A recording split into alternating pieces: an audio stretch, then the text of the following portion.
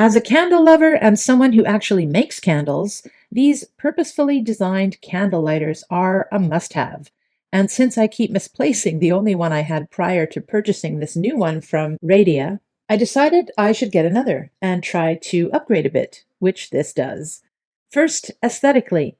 This item comes in many colors to match your own personal preference, and I thought the gold would match best in my case. Second, the safety feature is also at the end here, which seems to me to be a placement less likely for accidental turn-ons.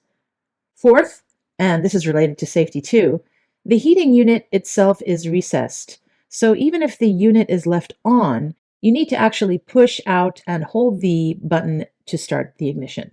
Yet one more safety feature, if you don't use it for 10 seconds, it automatically shuts off. It's off. And finally, and actually most important to me, it uses a USB-C port to charge. I tend to have a lot more C-size stuff around my home, so this is very convenient.